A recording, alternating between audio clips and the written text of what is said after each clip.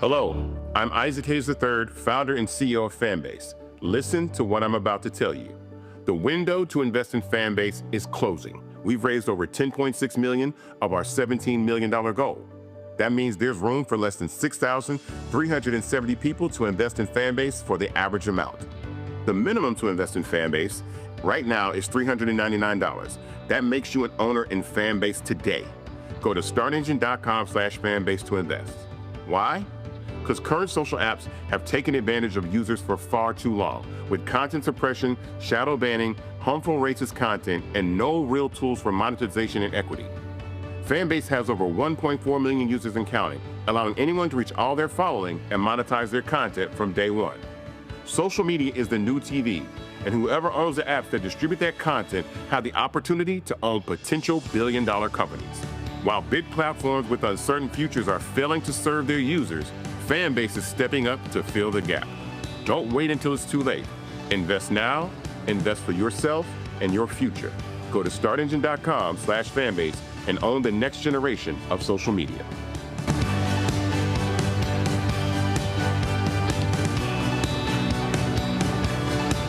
Folks, Black Star Network is here. I'm real revolutionary right now. Support this man, Black Media. He makes sure that our stories are told. Thank you for being the voice of Black America, Roland. Stay black. I love y'all. All momentum we have now, we have to keep this going. The video looks phenomenal. See, there's a difference between Black Star Network and Black-owned media and something like CNN. You can't be Black-owned media and be scared. It's time to be smart. Bring your eyeballs home. You dig?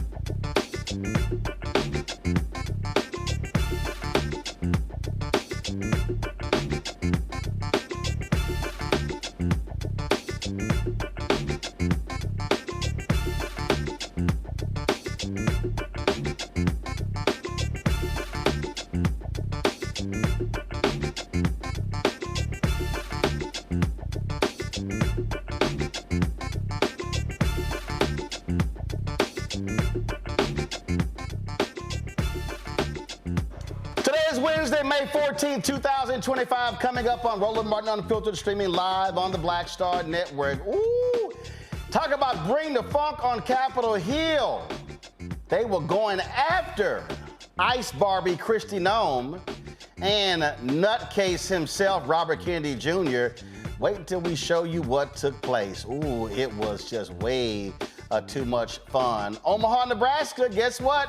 Got themselves a new mayor, a brother, first time in history. We'll talk with the mayor-elect about his historic win. Plus, second day of the Sean Diddy Combs trial, and Cassie Ventura gives more disturbing testimony about vicious beatings from Diddy. We'll talk to legal analyst Candace Kelley. Folks, that and a lot more. Of course, we got crazy-ass grifter-in-chief looking like a fool in the Middle East. We'll talk about that as well. It's time to bring the funk. I'm Roland Martin Unfiltered on the Black Star Network. Let's go. He's got it. Whatever the miss, he's on it. Whatever it is, he's got the scoop, the fact, the find. And when it breaks, he's right on time and it's rolling. Best believe he's knowing. Putting it down from sports to news to politics. With entertainment just for kicks, he's rolling. It's on go, roll, roll, y'all. It's Roland Martin, yeah. Rolling with Roland now. He's funk, he's fresh, he's real, the best, you know he's Roland Martin now.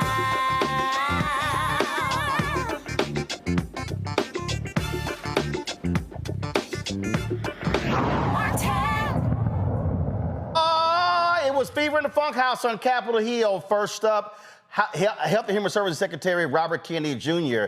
Boy, Congresswoman Bonnie Coleman Watson laid into his ass when it comes to his agency. Roll it.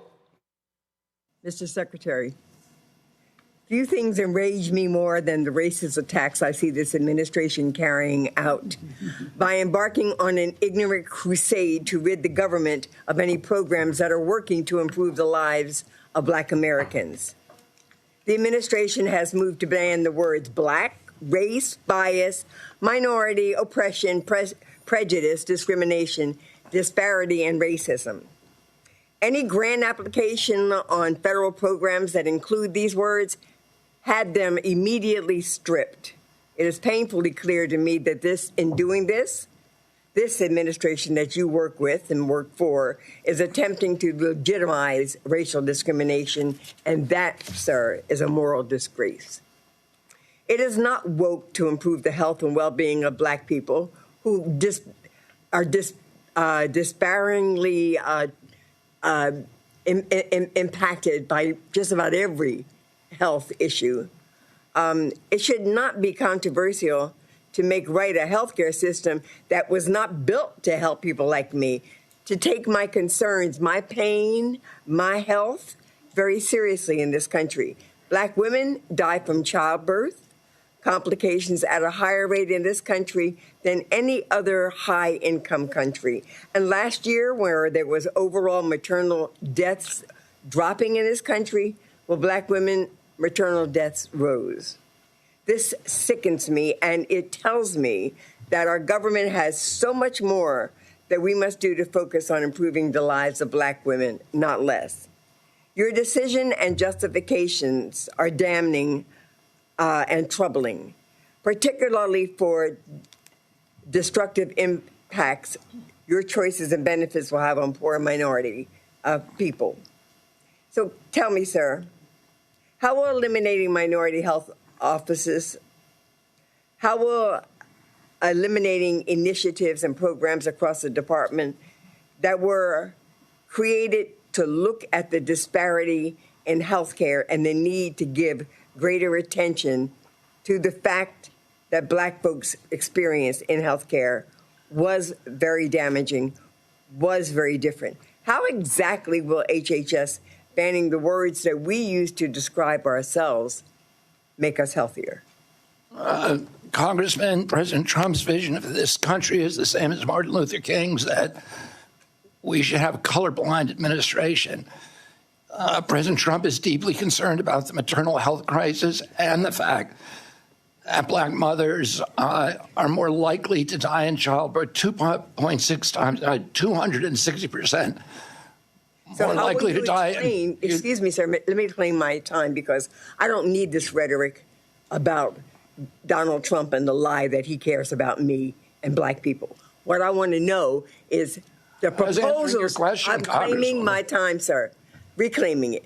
I want to know specifically, how do you intend to address those disparities and to overcome those disparities as it relates to black health in this country with the changes that you've decided are important or someone has decided for you, I don't know, with your department? Specifically, sir. I've spent a lifetime working on those priorities, and I continue to do so. We have 8 divisions, 8 programs for minority health at HHS. We've closed one of those offices. We're maintaining the other 7.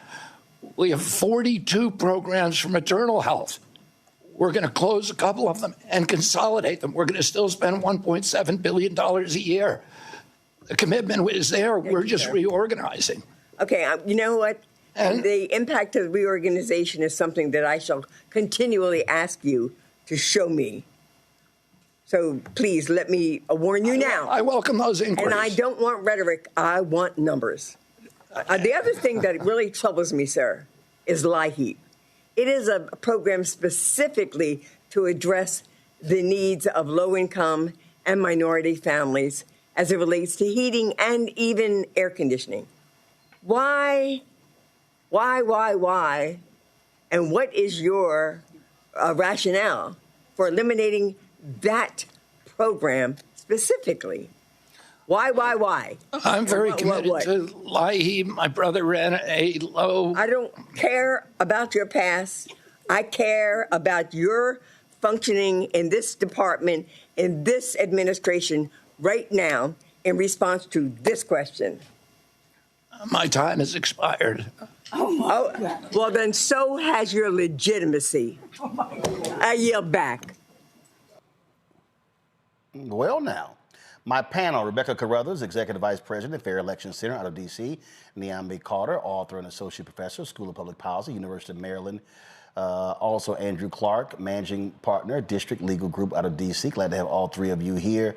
It was a little fired up there, Rebecca. A little fired up there. Okay, let me know when we get Rebecca back. Niambi, I'll go to you. That's what happens when you, this called light his ass up. Well, listen, I think this is a problem that so many of us have with this administration. Look, Bonnie Coleman has been around for a very long time. She is not a dumb woman and not to be trifled with. And unfortunately, we don't see a lot of fire in the belly like we see from her. And I think that's why it's so exciting to see, because this is the kind of congressional oversight we need. It has been clear that in this particular administration that people's credentials and bona fides do not matter. And Kennedy was trying to give a lot of talking points, even invoking Martin Luther King, who, quite frankly, if they had their way, we wouldn't even be able to talk about him, his name, or his politics. They want to misrepresent their record. And the fact of the matter is these people don't care about Black people, and they certainly don't care about Black women. And so this whole talking point of what we're trying to do, is reorganize, is consolidate. We want to make healthcare delivery better for Black women is hogwash. We know they're doing everything they can to undermine the social supports and the social welfare network that could support many Black families, Black mothers, particularly those who are low income. And everything from firing federal workers, where we know a lot of Black women are employed or were employed before this administration, down to Medicaid and Medicare expansion. These people don't care about Black people. And I think what Congresswoman Coleman did show was that these people are just about the talk. The only thing they care about doing is destroying and lying, quite frankly. And, you have to think about what our grandmothers told us. If you lie, you cheat. If you cheat, you steal, and if you steal, you kill. And these are politics of death these people are dealing in. I mean, we won't even be testing our milk pretty soon. This should concern all of us. And I think she cut to the quick with this one today. Rebecca, I mean, listen, this is what needs to happen, how they must be challenged. Yeah, absolutely. Because here's the bottom line. If this administration cared about the health and well-being of Black people, then they would do what it takes to increase the number of Black healthcare workers, specifically Black doctors in this country. Today, they would not have went after and decided to investigate some scholarships in Ohio that looks to diversify the medical industry. If this administration really cared about the health and well-being of Black folks, then the president would not have the executive order that looks to change some of the accreditation policies for medical schools, which includes having demographics around diversity to make sure that there's a diversified pipeline of people of color that's entering into the medical profession. So, hats off to the Congresswoman for using her voice and being forceful. And this is the type of thing that we need in order to challenge this administration. Yeah, because at the end of the day, these thugs are going to do exactly what they're going to do. And Andrew, they must be pushed, prodded, and called out and challenged at every turn. I mean, and first off, we're talking about healthcare here. Can we just address the elephant in the room? What is going on with my man's voice? Why does he sound so raspy? And he's supposed to be the head of the health for the whole entire United States. Somebody get him a cup of tea. Somebody get him a lounge or something, because the boy just don't sound right. Now, I mean, I'm not going to pretend to know what to do with women's rights, because then I'm just going to be just like him. I'll leave that to my esteemed panelists. But one thing that I hate when they say, when they talk about equality, and they try to bring up Martin Luther King. Martin Luther King lived in a time when there was no equality, and he was trying to at least get us up on the same pedestal. And what we're talking about here today is discrimination to try to knock us down off the pedestal to which we're sitting. So please stop using MLK's name, and also please somebody get that man a cough drop or something. No. Somebody get him a new job. All right, y'all. Hold tight 1 second. Lots more to break down, including Ice Barbie. Boy, they were going at her on Capitol Hill as well. But coming up next, we're going to talk with the newly elected mayor of Omaha, Nebraska. That's next. Roland Martin Unfiltered on the Black Star Network. On the next Get Wealthy with me, Deborah Owens, America's Wealth Coach, we're talking about the difficulty of being able to acquire wealth for Black Americans. My guest, Emily Flitter, is the author of The White Wall: How Big Finance is Bankrupting Black America. The bad stuff that you feel when you're dealing with the financial services industry is not your fault. It's not your fault, and you don't deserve to be treated like this. That's right here on Get Wealthy, only on Black Star Network. Farquhar, executive producer of Proud Family. Bruce Smith, creator and executive producer of The Proud Family, Louder and Prouder. And you're watching Roland Martin Unfiltered.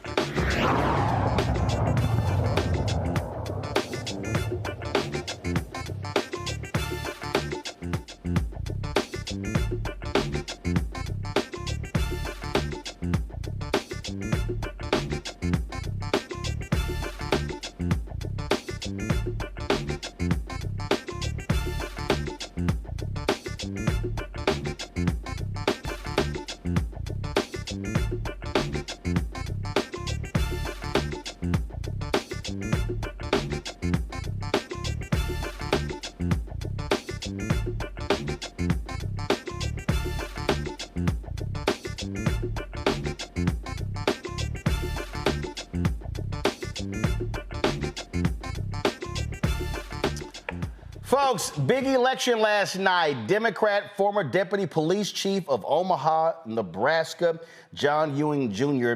beat the incumbent Republican mayor, Jean Stothard, who was seeking her fourth term.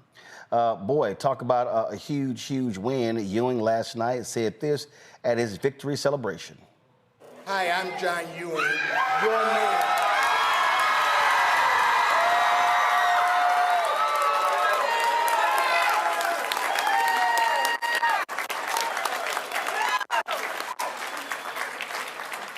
I go forward with my prepared remarks, I have to tell you all a story because he's standing right here in front of me. About 13 years ago, I was in the legislative chambers when one of the former pastors in Omaha, Leroy Adams, told me I was going to be the first black mayor of Omaha.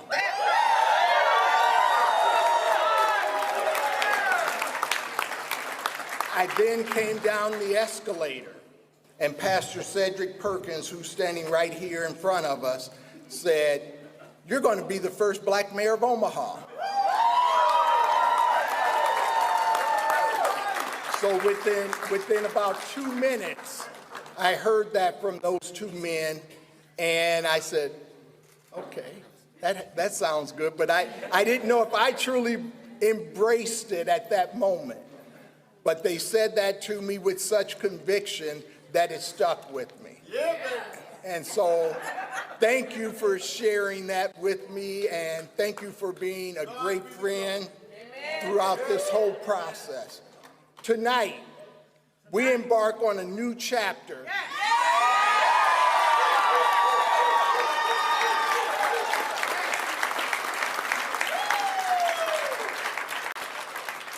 I am deeply honored and humbled to stand before you today as your mayor-elect. Well, Mayor-elect Ewing joins us right now on Roland Martin Unfiltered. Glad to have you on the show. First up, congratulations. Thank you very much. Thank you for having me. This is an exciting moment in our city, and we are on top of the world. So I thought if you look at all these other mainstream white media shows, they say that the Democratic Party is dead. How could you, a black Democrat, beat a 3-term incumbent Republican? I don't think the Democratic Party is dead. I think what we need to do is show people that we are common sense folks who can bring people together and who can get things done. And that's what I've done in my 43-year career in Omaha. And that's what I sold to the people, that we were going to bring people together. We had a vision of creating economic opportunity for everybody in this city, increasing very intentional economic development in North and South Omaha. And that's what was the message that helped us win. Now, this was not the first time you ran for mayor of Omaha. Yes, it is. This was the first time?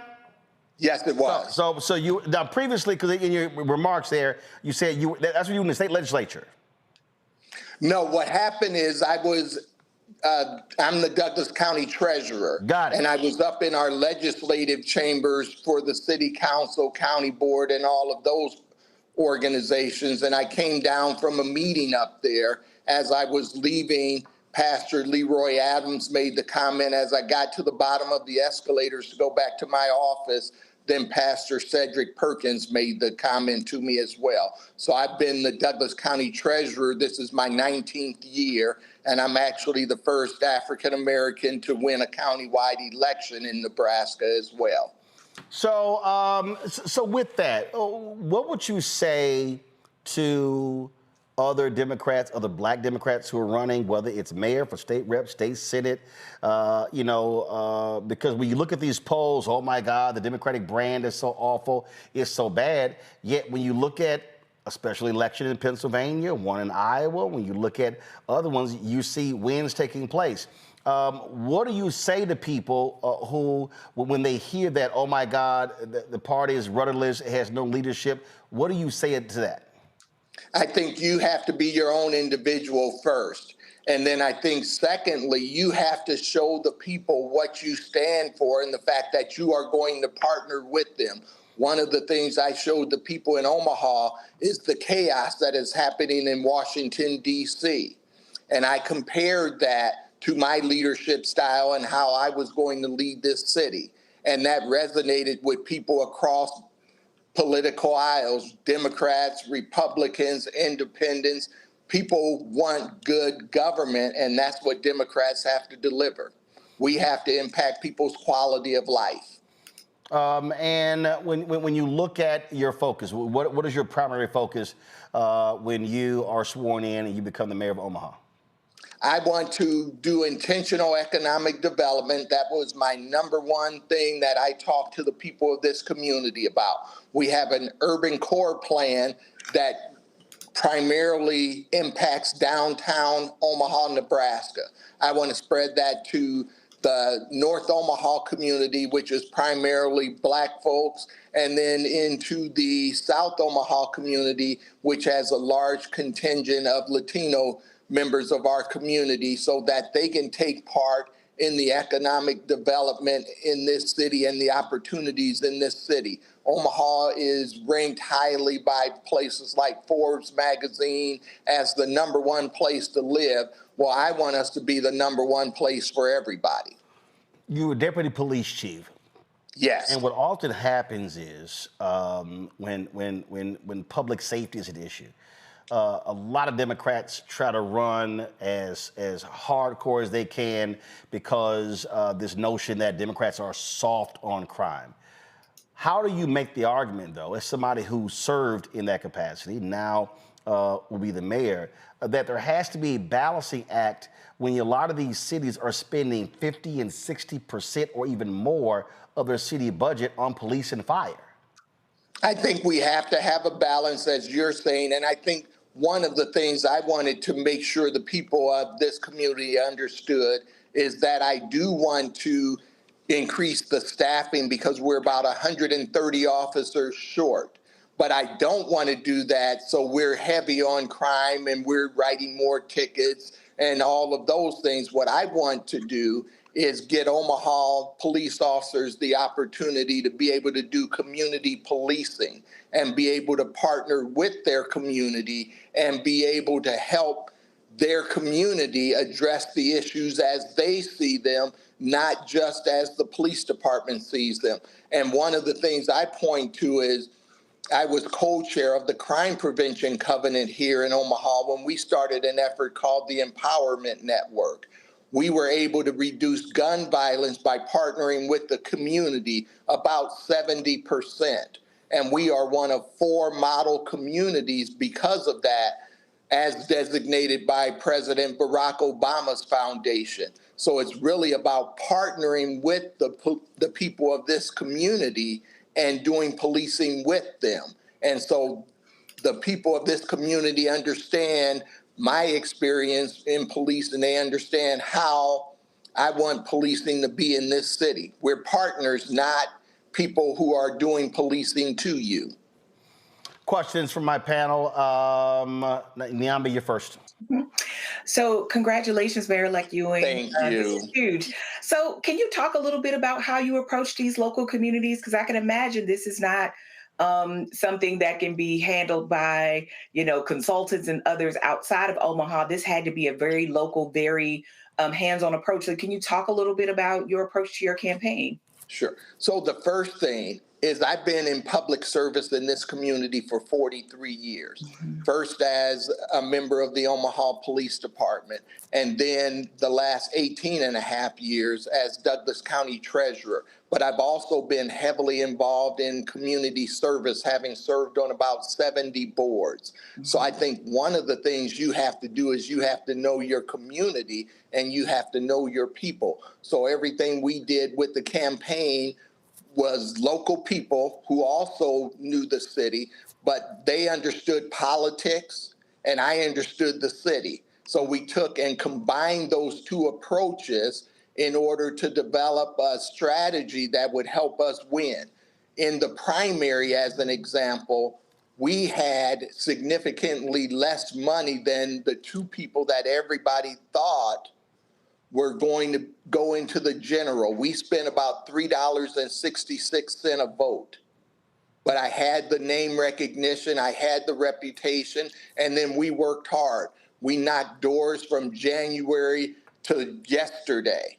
We also did phone calls, we did robocalls, we did everything we could to reach out to the voters with our message, and I attended 40 or 50 different forums and neighborhood community group meetings and was able to get my message out there. But I think it really starts with knowing your community.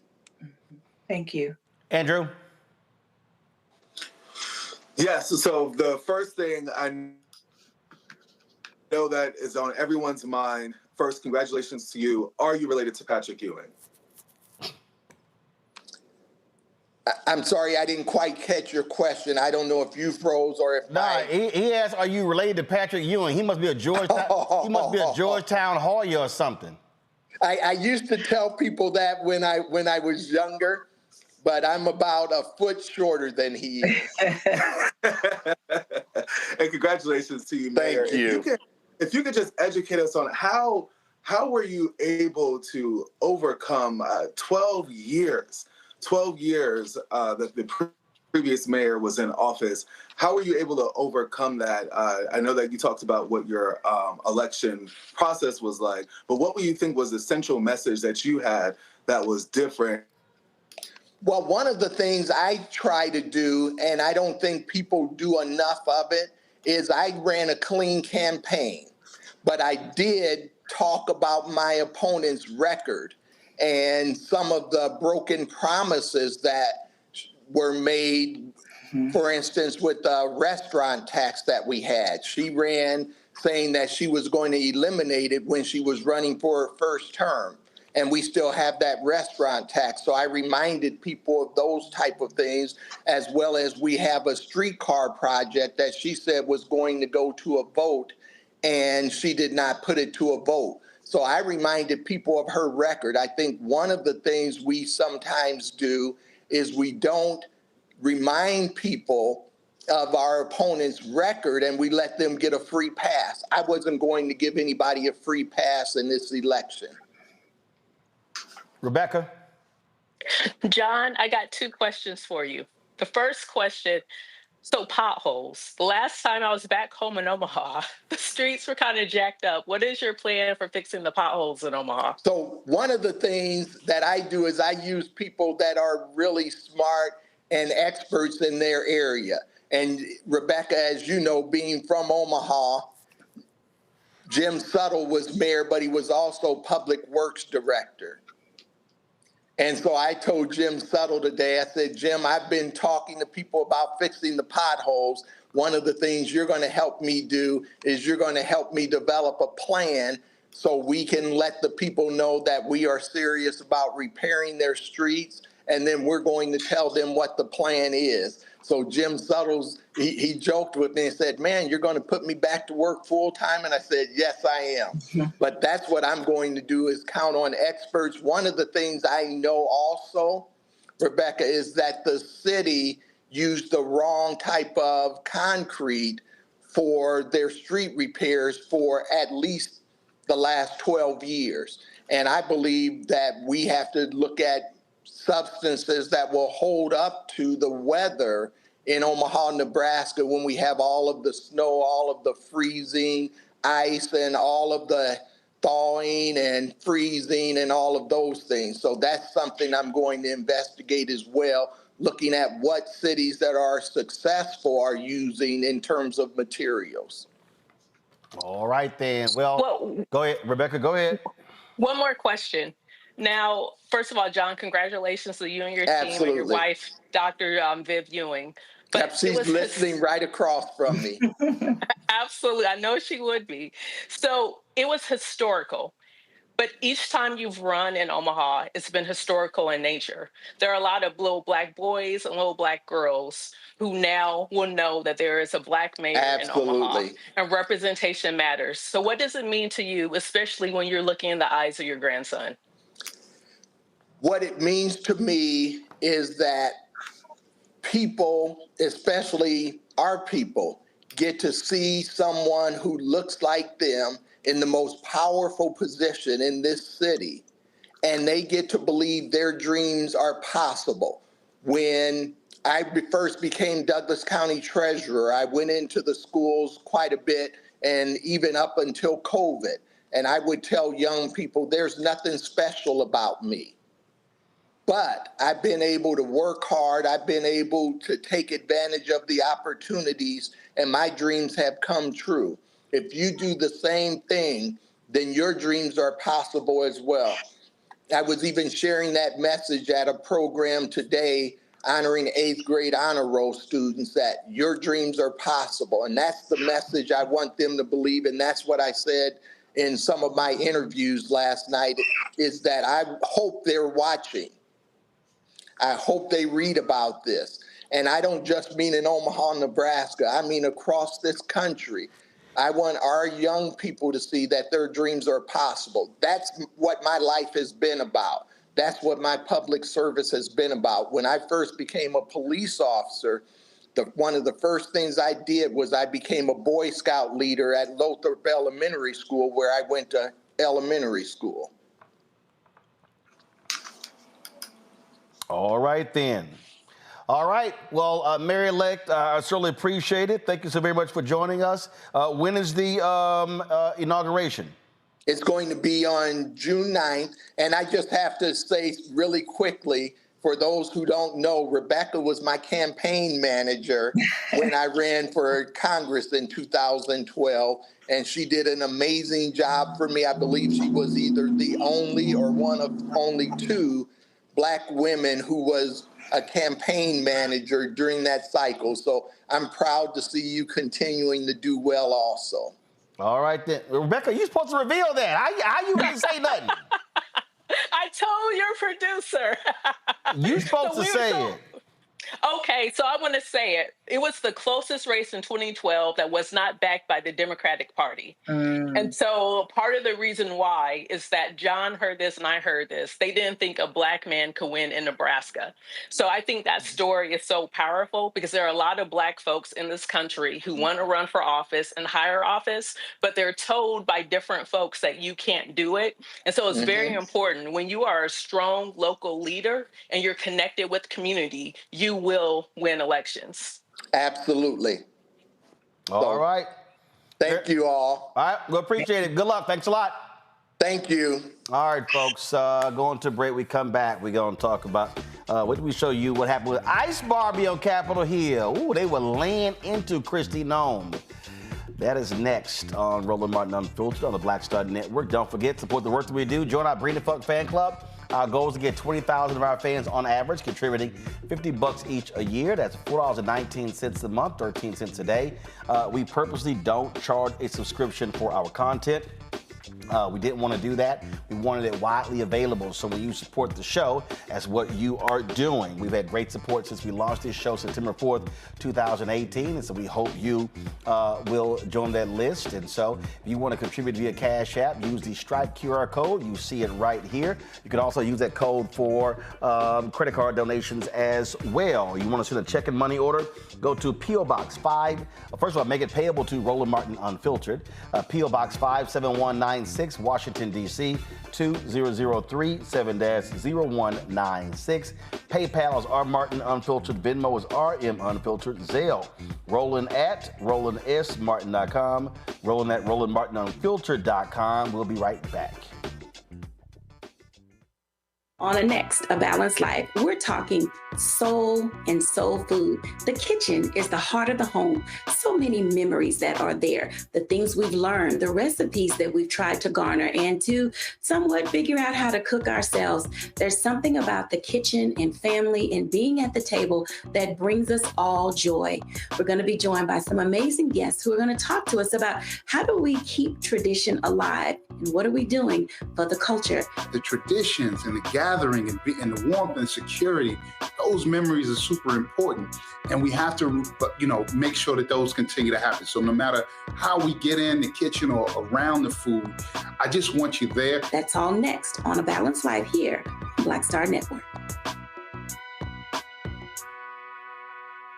Now that Roland Martin is willing to give me the blueprint, hey, Saraz, I need to go to Tyler Perry and get another blueprint because I need some green money. The only way I can do what I'm doing, I need to make some money. So you'll see me working with Roland. Matter of fact, it's the Roland Martin and Cheryl Underwood show. Well, should it be the Cheryl Underwood show and the Roland Martin show? Well, whatever show it's going to be, it's going to be good.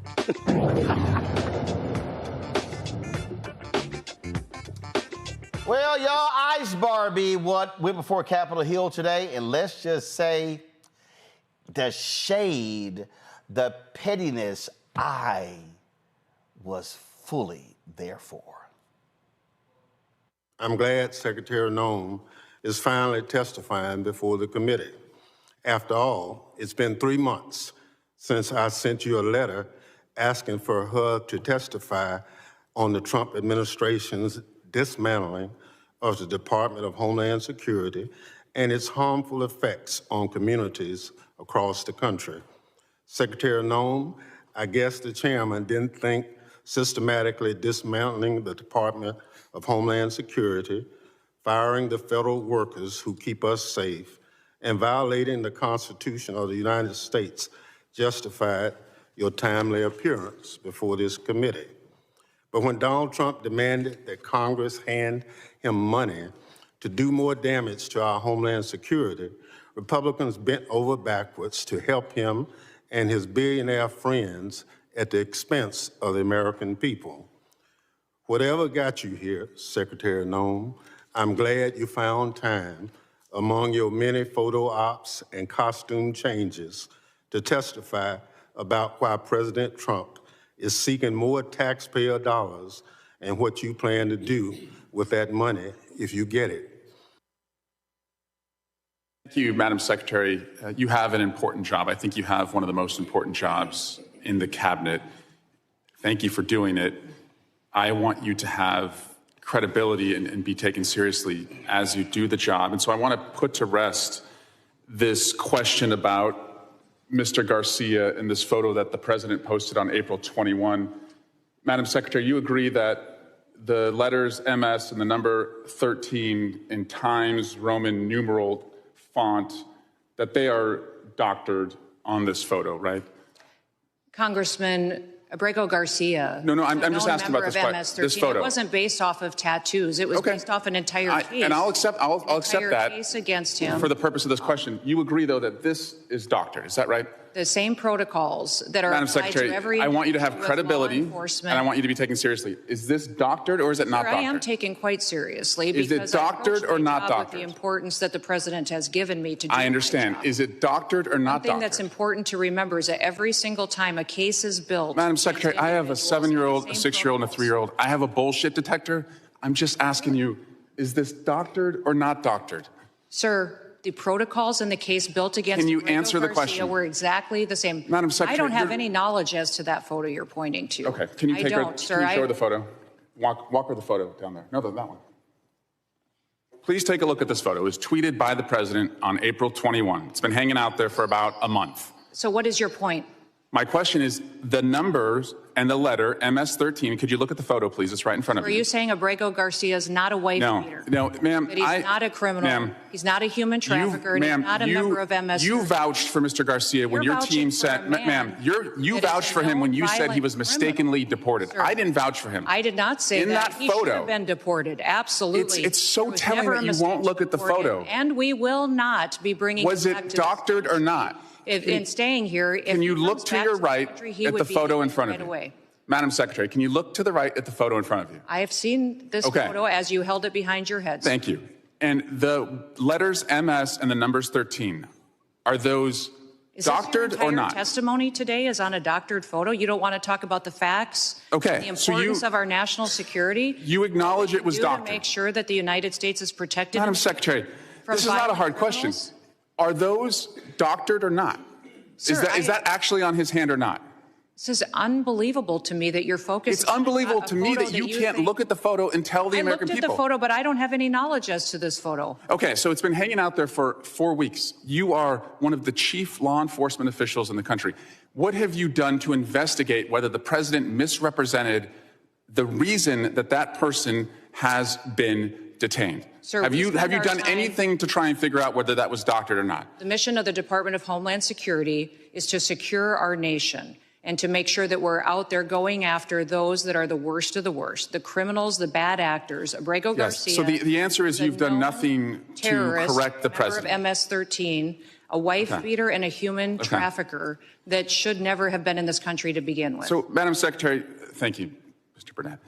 Appropriately, if the Supreme Court has ruled 9-0 that he hasn't been treated appropriately. Why is your opinion better and have more authority than the Supreme Court? Investigators, 2 judges, an immigration court that all said he was MS-13 and was removed from this country. But you understand, that is you saying that.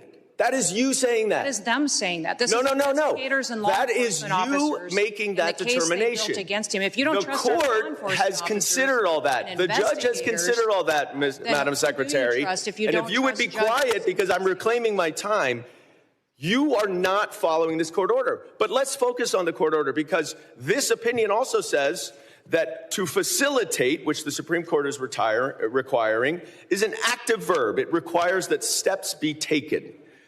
What steps have you taken to return Mr. Abrego Garcia to allow him to get due process? Abrego Garcia is in his home country. What steps have you taken? If your continued advocacy for him were to... I'm not advocating for him. I'm advocating for a court order, Madam Secretary. The court order says that you must take steps to follow the court order.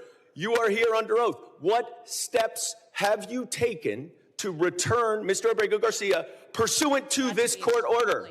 It's got to be extremely discouraging to be one of your constituents. To see you fight for a terrorist like this and not fight for them is extremely alarming to me. I'm fighting for due process, and that's under the Constitution. Gentleman's and you time should has fight expired. for due process. You refer to foreign terrorist organizations. You refer to aliens who are affiliated with foreign terrorism. You refer to arrests of suspected gang members. Not once do you mention the term domestic terrorism, domestic terrorist, or lone wolf. There's a gaping hole in your testimony today. You fail to reassure this committee or the American people that you'll protect the homeland from bad actors, radicalized right here in the U.S., like the gunman who opened fire on my community 3 years ago today. There's been a systematic, intentional effort by your department and this administration since January 20th to ignore the very real threat posed by domestic terrorism. A little hot there. Here's the reality, Andrew. These thugs refuse to abide by a Supreme Court decision. Yeah, and, when we look at the fact that he was forbidden from going to that country, and that she... Actually, we're losing your signal, so let me go to Nyambe. Nyambe? Yeah, look, I think this is what happens in this administration. Everybody here is for Donald Trump's comfort, not for the rule of law. And it's one of those moments where we have to recognize the call is coming from inside the House. The biggest threats to our democracy are not the Abrego Garcias of the world, are the folks like Kristi Noem, who will willingly and regularly disobey the oath they took to the people of the United States and to defending the United States Constitution.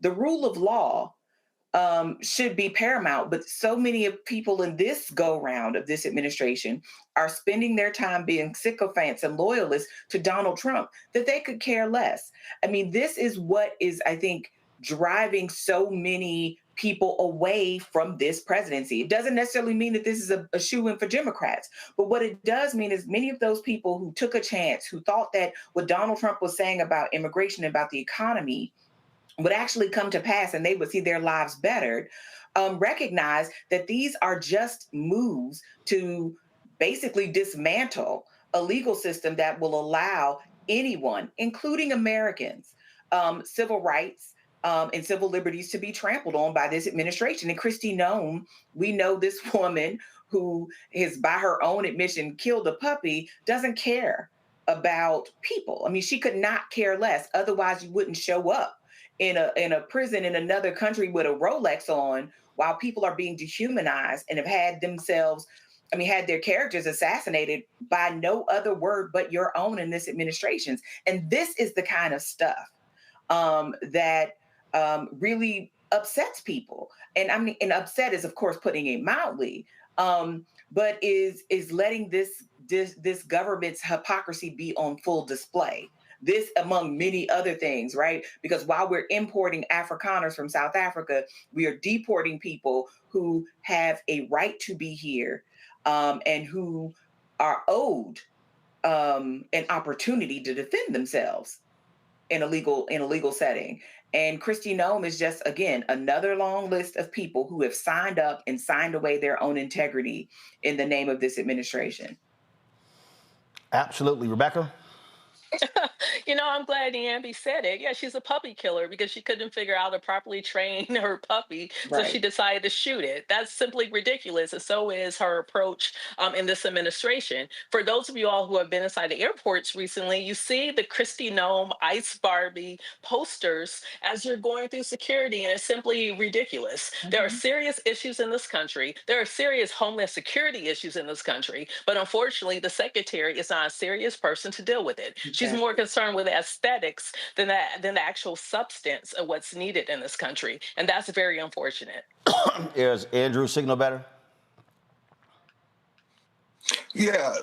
So Roland, the biggest issue that I have is how she's playing in everyone's face as though they're not going into the court and arguing something completely different.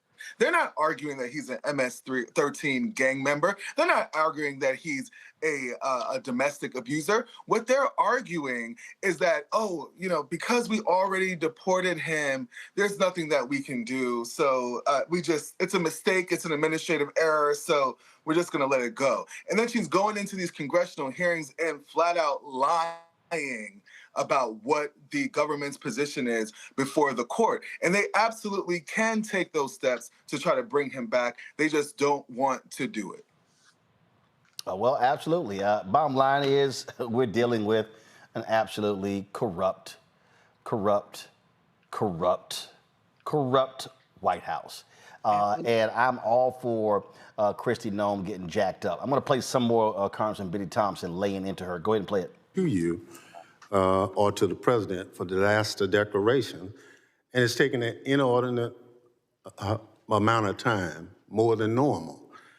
I just want to know, is that inordinate amount of time is based on some plan that you have knowledge of? But if it's not in writing, I understand. So you talked about the rule of law. Are you telling the committee that due process for anybody that's picked up in this country should not be followed?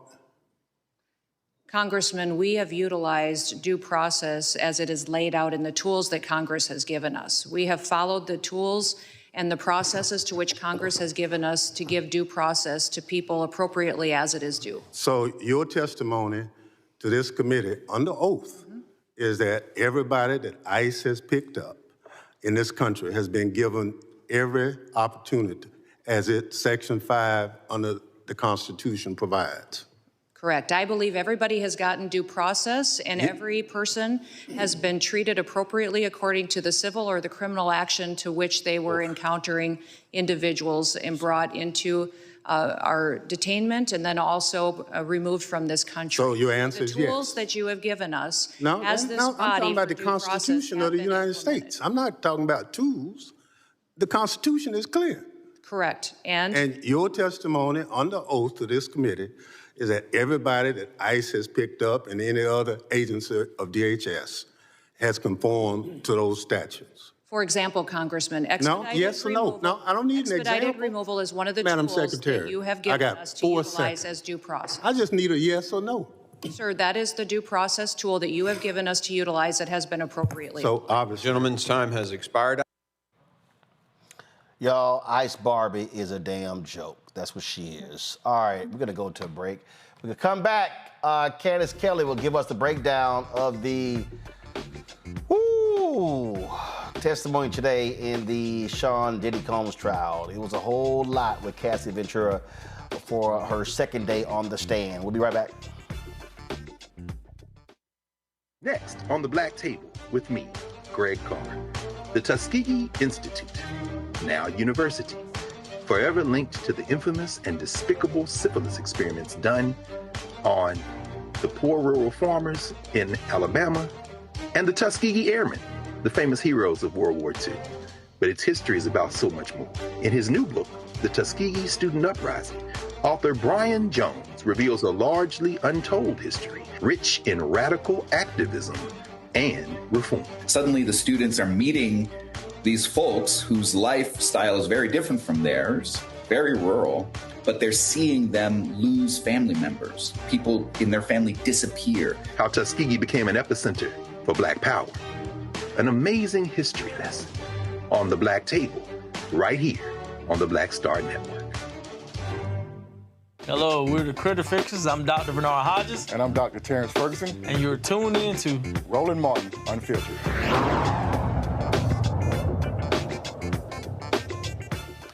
For the second day, Cassie Ventura returned to the stand in the federal trial of Sean Diddy Combs. And man, it was just as shocking and devastating as it was on yesterday. Legal analyst Candace Kelley joins us right now with the breakdown.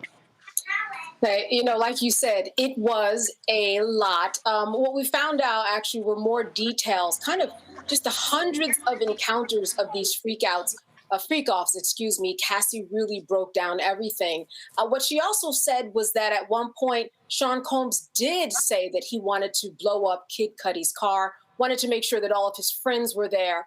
And she also mentioned that many, many times she said that she did not want to do this anymore. Remember, that's very important to the case that the prosecution is trying to prove. But here's what was the really big bombshell, and this came at the end of the day. Cassie explained that when she finally broke up with Sean, she decided that she would have dinner with him. She said it was a fine dinner, a lovely dinner, but when they got back home, he raped her.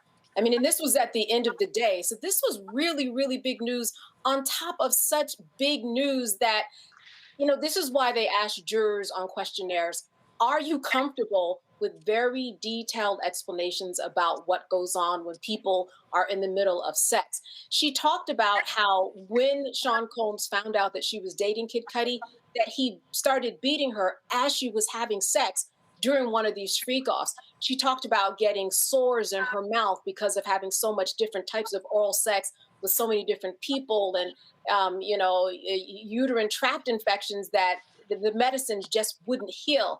I mean, it was just a day of details. And when asked how many freak-offs did she think she was a part of, she said too many to count. She eventually said hundreds. So just a lot went on today. And certainly a lot will go on tomorrow. That's when cross-examination will begin. She also talked about her 29th birthday, that he was just calling her so much that he wanted to have a freak off, and she just left her friends at a karaoke bar. She absolutely did. And this was more than on one occasion where she abandoned an event or abandoned friends at the karaoke bar. She abandoned a Prince concert when he heard that she was coming. She rushed right out of there. She said she fell in her heels because she knew that she was going to be in trouble. And that was what the crux of what she was saying, that, listen, I'm abandoning people. I'm scared. I'm scared of this man. I'm scared for my life. She mentioned that he had guns. She also had pictures that were shown to the jury. Now, these were her own pictures that she took over the years. Some of the pictures her mother took of bruises on the back of her body. Of course, the jury got to see that, but everybody else in the court gallery did not see that. In fact, we won't see any of that. This is part of the stipulation and decision that was made by the judge. But there were a lot of pictures, and I would say, again, a lot of details just kind of layering on that this was something that she was doing every single week, 3 hours, 4 hours at a time, taking drugs. She mentioned the use of the IV drip in order to revive her when she was getting tired. She mentioned once waking up in the shower after having blacked out. So, I mean, today was a day of details. She mentioned more than 10 men by names that were brought in as escorts, really building the prosecution's case. I will say that if I was defending Sean Combs, I would have to dig into a couple of things that she brought up. Number one, she did initiate a couple of fights. She talked about initiating fights with Sean Combs. She talked about initiating a fight with someone who was taking a picture of her.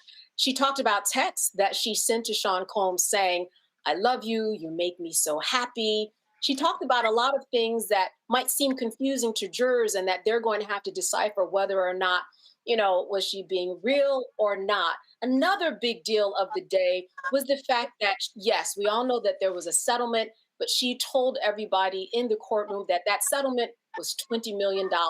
And I will say, if I was a defense attorney, I would be bringing that up, asking her why did she Why was she asking for that money? Why did it take her so long to ask for that money? Was it because she married someone that did not have as much money as Sean Combs? I would get on her about the fact that she did go on shopping sprees, that he paid for apartments and places where she lived. We really do have to look at both sides, because on cross, this is what we are going to see the defense break down. I read one report where the defense told the judge they're going to be shifting their strategy as a result of her testimony. Well, sure. You know, they have to be very, very careful because she is a pregnant woman. She had very, very tight witness testimony, and they have to be careful to make sure that the empathy that she gets is not magnified so much by the jurors. They're going to have to be nice to her. This will not be a regular cross. You know, you normally have a cross-examination where you impeach the witness. You make sure that you want them to come off as liars to the jurors. That's going to be very, very difficult in this situation. Plus, what she's doing is she's giving up information before they can bring it up. For example, as I said, she said that she did start fights. Well, that's something that they can talk about. But the fact that she put everything out there, this is something that they're going to have to change. She was a likable witness, believable witness. Again, a few holes, but they definitely have to go a little more gingerly than they would on someone who was not 8 months pregnant. Again, it was a lot today about domestic violence. And so do you believe that part of this strategy is that for the prosecution, that they want this jury to be repulsed by Sean Diddy Combs? Oh, absolutely. I think that they want them to be repulsed. I think that they want them to know all of the details. I think they want them to be really sick to their stomachs, because when you hear this type of information where, you know, a regular drug is not kind of curing something that a lot of women get, a UTI, that kind of, you know, puts a little hole in my stomach that she couldn't cure that because she was involved in this domestic violence situation. I listen, there are a lot of ways that this can happen too. I mentioned the expert that we're going to hear from that will kind of justify and contextualize all of this. I would also suggest that if anybody wants to look at, you know, those people who are in violent situations, look at the Duluth model out of Minnesota. Of control and power. It talks about all of the ways that women and men are controlled, you know, economically and physically, and made to feel like they're alienated from their friends. All of that plays into this. And I've worked with a lot of domestic violence survivors, so she seemed pretty typical, but we definitely need some contextualization as to what she was going through and what someone inside of that type of violent relationship is feeling, because she stayed for a very long time. Questions from our panel. Rebecca, you first.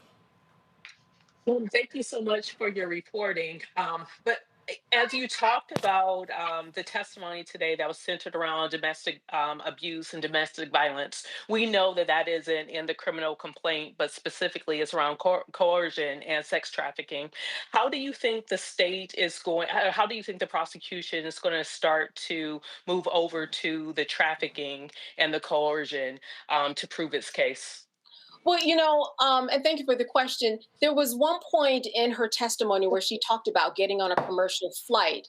And during that flight, she made reference to the fact that Sean Combs, right on the plane, pulled up video that she thought was deleted, just to make sure that she knew she had to continue in those freak-offs. And this was after she had said several times, I do not want to be a part of these freak-offs. So I think that many people might look at that as coercion. There's threat, there's intimidation, there's that level of coercion. So they're drawing and connecting the dots very slowly, because you're right. There isn't anything outright that says Sean Combs wrote a note that says, I will kill you if you do not go to these freak-offs. But the way that she was treated, how many times she was beaten and punched and kicked in her head, I think that the jury will be able to connect the dots and make that coercion part of it really stick. Nyambe. Yeah, so thank you again, Candace, for those details. I mean, I know it's pretty harrowing. Does it seem like the jury is reacting at all to those details, or is everyone trying to maintain a poker face? Because I think that's a pretty harrowing set of allegations there. No, absolutely. So listen, I've been in and out of the courthouse. At one point, it's reported that one of the jurors, when they saw these pictures that she had, gasped and put their hand up against their chest because they were very, very surprised at the bruises that were shown that she took of herself. But most of the time, they have just had a poker face. And I think that they've just been taking everything in, as Sean Combs is too. I think what's also interesting is that while Sean Combs probably will not take the witness stand, just him sitting there all gray, reading the Bible, taking notes, saying thank you to everybody with his hands clasped. You really are testifying when you're not, when you're sitting there. So I think that the jury is just taking all of that in, and they're trying to be as poker faced as possible. Andrew? Yes, thank you for your reporting on this. What's the overall, temperament in the courtroom in general? Are things pretty contentious? Is everyone pretty civil? What are things like? Oh, everybody is very civil. If you want to judge on any case, this is the judge to have.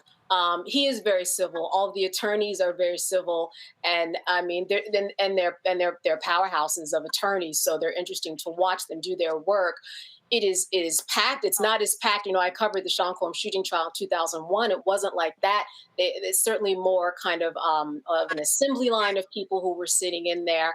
I think what was interesting is that when we all sit down in court, the manager of the courtroom says, hey, listen, you cannot talk and you have to be respectful because this is a part where the press has a responsibility to the public in order to report everything that's going on. I like that very much because this is why we have the press and people like me who are able to go into the courtroom. But it is very civil and very quiet. Outside, it's a madhouse. I mean, people are in line right now in order to be inside of the courthouse tomorrow.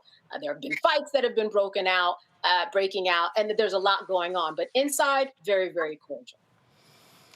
Well, again, it is a whole lot to take in. And again, the trial is expected to go 8 weeks. This is only day 2. So the question then really becomes, what does the prosecution unveil? Again, I saw one that attorneys for a couple of other witnesses, including one person who was a Combs assistant, talked about how scared to death and nervous they are testifying. Oh, absolutely. This is probably, she goes by the name of Mia. This was mentioned in the first day of the opening statements for the prosecution. We heard more about Mia today from Cassie Ventura and how she was treated as his assistant or an employee. And you know what we'll probably hear? He's facing dozens of civil lawsuits. And of course, there was due diligence done to talk to all those people who filed. We'll probably hear from those people who filed those civil lawsuits. But absolutely, we're going to hear from 2 or 3 other women, depending upon if they can get that one who's kind of missing in action. We're going to hear their firsthand testimony as victims in this trial. All right. Candace Kelley, we appreciate it. Thanks for the breakdown. All right. Good to see you. All right, folks. So let me go to a break. Come back. More news to talk about, including finally Supreme Court Justice Allison Riggs being sworn in North Carolina. Folks, join our Bring the Funk fan club. Support us via Cash App. Use the Stripe QR code. It's right here. If you're listening, go to blackstarnetwork.com. You can use the QR code for credit cards as well. Send your check and money order by making it payable to Roland Martin Unfiltered, P.O. Box 57196, Washington, D.C. 20037 7-0196. PayPal is R Martin Unfiltered. Venmo is RM Unfiltered. Zelle, Roland at RolandSMartin.com. Roland at RolandMartinUnfiltered.com. We'll be right back. This week on The Other Side of Change. Let's talk. Vote blue no matter who. We need political imagination more than ever, and unfortunately, some people on the Democratic side really are discouraging that. We're going to dig into all of it. The Democratic Party needs to remember who they are and who they are responsible to. This is On the Other Side of Change, only on the Black Star Network. This is Essence Atkins. Mr. Love King of R&B, Raheem Devon. It's me, Sherry Shepherd, and you know what you watch. You're watching Roland Martin, Unfiltered.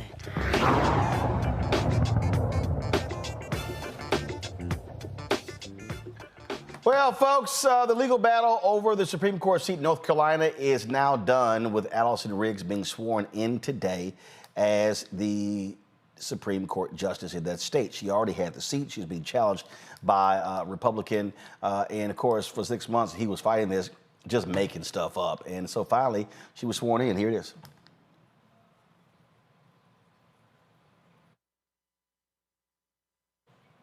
All right, we'll have a video. Okay, all right. Okay, let me find it myself.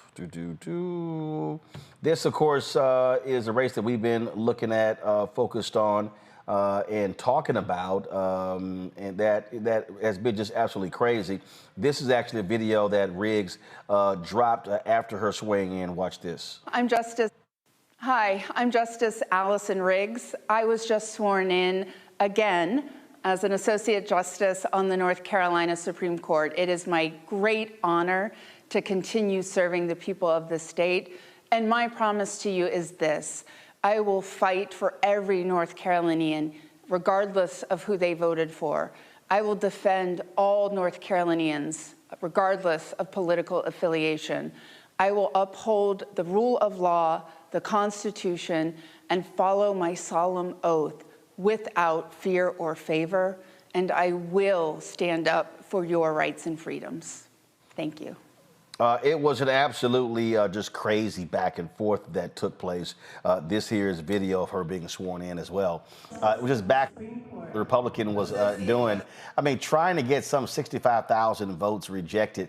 Here's what was the most nonsensical thing for me about all of this, Rebecca, is that this was weird. He was trying to get the ballots tossed in his race, and the North Carolina Supreme Court, Republican-led, was trying to help him all as they could, but you're going to act like other people didn't vote?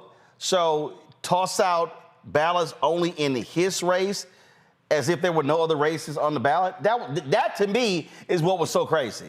So like, only in his race, they were illegal. Yeah.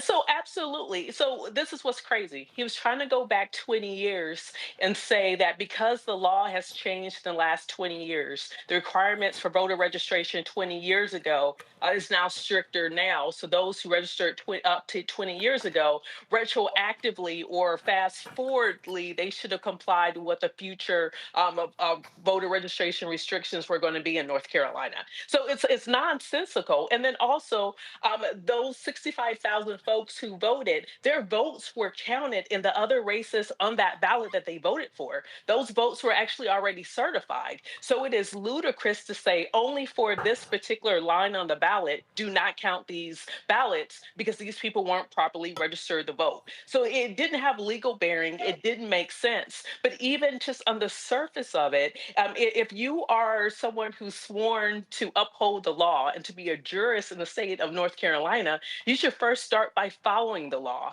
So ultimately, what we saw when the district court judge, which was I believe it was a Trump-appointed judge, said, "Come on, it's over." At that point, the Republicans in North Carolina knew that it was indeed over. Niambi, for the people who say my vote does not matter, this is the actual map between Allison Riggs and Jefferson Griffin. This is the map right here. You see the counties won in North Carolina at the bottom, but the reality is this was a 734 vote margin. You look at the counties there in North Carolina. That tells you right there, every vote does indeed matter. Absolutely. And I think when you're talking about a place like North Carolina, which has some really interesting politics, right, where, some places are blue, some places are more purple, some places are more red, it absolutely matters. It's a big state with a lot of counties. So this really was going to be one on the margins. And I think when you think about places where voting equipment is not as updated as it should be, where you see people who are disenfranchised or excluded. Again, these efforts matter so much more. And so, the North Carolina State Board of Elections and others who've been involved in this process, right, have spoken repeatedly, not just about the process, but about the sort of the equipment and the infrastructure that is needed in this state. So this election, which is about election denialism and all this other stuff at the national level, is really about equality and access too, at the local level. And, look, state races are so vital to our lives, and many are won with as few votes as we saw here in North Carolina. So if anything, I think this is a plug for people. If you're over the national stuff, okay, fine. But your state and local elections matter so much more for your daily life and how you experience your daily life. And North Carolina is just one of many places. So this is whether we're talking about judges or we're talking about school boards or any of those other positions, right? When we care about things like potholes, we got to look locally. So I hope people pay attention and know that there's a lot of stuff happening in our communities right now that matter. Andrew, that's the point that we're always making. But here's the other thing that people don't seem to understand, and Riggs did. When she spoke, she warned about the threat to future elections. Listen to this. Voters should not have to fight tooth and nail to have their lawful votes counted. Disappointed politicians should not use courts to try and get a different election outcome. That's right. We have before and may continue to see efforts to undermine our rights and our democracy. And just as you use your voices in this fight, I encourage North Carolinians to remember, you decide elections, not candidates, not political parties. And those that you elect are accountable to you. It is crucial for you to use your precious right to vote to elect candidates and especially judges who will put the Constitution, the rule of law, and their solemn oath above their own personal political ambitions and ideologies. And the reason I was able to stand resolute, not discouraged and not intimidated, is because I knew that I stood arm in arm with you, protecting that precious fundamental right to vote. Thank you. Andrew, folk better not play around because, again, these Republican courts in this state, they were trying to give this election to Griffin as badly as they could. They tried everything. Yeah, and it's so sad to see our democracy and also the three branches of government, how it played out in a situation that was so egregious and how they were able to almost overthrow an election that was clearly won by Riggs. But ultimately, we did see that the rule of law prevailed, and I think that it gives us a slither of hope that the rule of law can prevail. I like how she talked about perseverance and how she stood tall and how she was able to overcome even in the face of adversity. Absolutely, and so again, and so now you see the woman who's holding the microphone there. That y'all freeze it. Y'all may not realize this, but that's a black woman.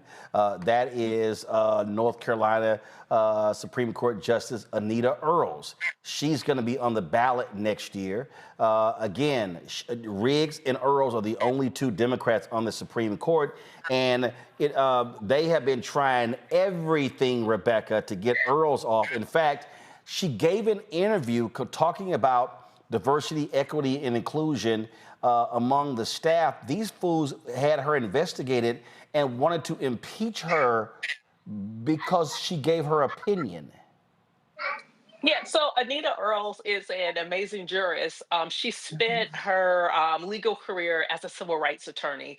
She clearly understands the law. She's committed to upholding civil rights. She understands the importance of diversity in the state of North Carolina, as well across the United States. And so right now we're seeing a scheme in North Carolina where they don't want representation. They want to have two classes of citizenship in North Carolina, which is one reason why Anita Earl going into next year will be a target. But something else that viewers need to pay attention to. The other thing that North Carolina decided to do is with their state election commission, it used to be that the governor made the appointees to that commission. Well, there was a change in the legislature last year. So it's no longer the governor that's making those appointments. It's no longer it didn't even move to the lieutenant governor. It didn't even move to the secretary of state. Instead, North Carolina decided to give it to the auditor. So now the auditor, the state auditor, who is a Republican, is now allowed to appoint those who will serve on the election commission. And the reason why that's important, as election rules are updated and changed, and when there are controversies, it's going to be the Republican state auditors appointees who are going to be making those decisions. So one thing to look out in North Carolina is that there's potential of litigation to actually get rid of that scheme. But people need to keep their eye in North Carolina, because when it comes to the vote, we're going to still see challenges going into the 2026 election cycle. Understand, Niambi, why did they do that? Well, because the governor in the legislature did that. The governor in North Carolina is a Democrat. The lieutenant governor is a Democrat. The secretary of state is a Democrat.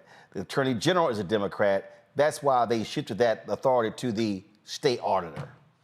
Absolutely. And I think, the thing about Anita Earls that has been important and why people, the Republicans in particular in North Carolina, have targeted her is she has objected to many of the things that they have done around curbing people's access to vote, like voter ID laws and other things. She has been a chief objector, in part because her argument is this has nothing to do with, voter integrity or anything like that. It's about keeping people of color out of the electoral process. And she has made that claim repeatedly.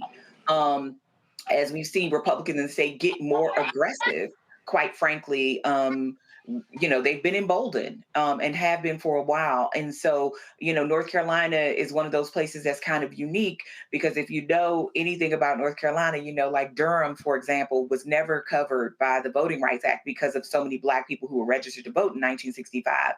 But there are other parts of that county, right? Of that state, excuse me, that were covered in part. And one of the things that North Carolina has always been very good about is doing their racism in such a way that they didn't really use racist language. So when they didn't want to integrate schools, what did they do? Started these private academies like lots of states did, and then gave, local communities the ability to abandon schools. They do similar things with voting and voting challenges, right? Where anyone could challenge someone's voter registration and those mails wouldn't be forwarded, say, to your new address. So you wouldn't even know sometimes that had happened to you. So North Carolina has a very long history of this, and Anita Earls has been one of the thorns in their side, kind of obstructing their ability to do this with the speed and the quiet that they would like to do it with. Because the thing about the GOP in North Carolina, they like to do a lot of things, but they don't like to claim a lot of things when it comes to undermining Black voting rights in that state. And so Anita Earls has been a problem for them for quite some time. Andrew. Yeah, I don't want to echo and rehash everything my panelists have said, but one of the things that we have to remember is that the South still lives on. There's still going to be 3 or 4 steps ahead of us when it comes to the institution of racism. You see here 2025, and they're still trying to do the same thing, trying to oppress women and trying to oppress African Americans and other minorities. So we have to make sure that we are staying ahead of the game, and we're looking at what their blueprints are, right? And we're looking at the things that they're doing and making sure that it doesn't trickle up north to our communities. All right, folks, quick break. We come back. we're going to talk about the gutless Speaker of the House, Mike Johnson, who is so wimpy he won't even call out Trump's $400 million airplane deal. Also, Florida A&M, even a funk house there as well over the hiring of a new president. We're going to talk about that as well. You're watching Roland Martin Unfiltered on the Black Star Network. This week on A Balanced Life, we are getting real about mother wounds. While May is the month that we shower mom with love, for some people, this time of year is a stark reminder of fractured relationships and feelings of abandonment. In this episode, we will be uncovering the trauma of mother wounds and sharing tips on how we can begin to heal them. What we don't talk enough about in our community is giving ourselves permission to even heal. That's all next on A Balanced Life here on Black Star Network. Hello, I'm Jamia Pugh. I am from Coatesville, Pennsylvania, just an hour right outside of Philadelphia. My name is Jasmine Pugh. I'm also from Coatesville, Pennsylvania. You are watching Roland Martin Unfiltered. Stay right here.